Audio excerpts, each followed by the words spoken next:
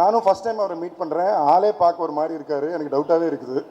சரி இவர் என்ன சொல்கிறாருன்னு கதை கேட்டு பயங்கரமாக இருக்குன்னு உடனே பிடிச்சி போச்சு. ஒரே சிட்டிங்கில் டக்குன்னு சினீஷ் எதிர்க்கு வந்து எல்லாம் சூப்பர் ப்ரோ, நீங்கள் பண்ண ஹாப்பியானாரு.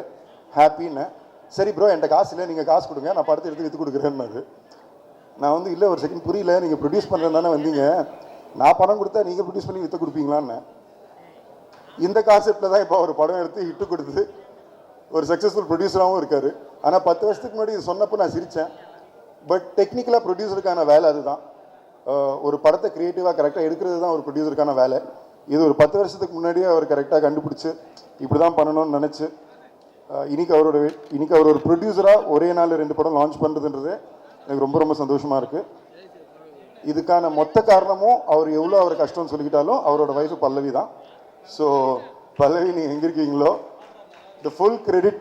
இன்றைக்கி இங்கே ஒரு ஈவெண்ட் நடக்குது, அவர் ப்ரொடியூசராக ஒரு படம் எடுக்கிறாரு, நேஷ்னல் அவார்டு வாங்கியிருக்காருன்னா யூஸ்வலாக அப்பா அம்மாவுக்கு கிரெடிட் கொடுக்கணும். ஆனால் இவர் வாழ்க்கையில் கண்டிப்பாக அவர் ஒய்ஃப் பல்லவிக்கு தான் கிரெடிட் கொடுக்கணும்.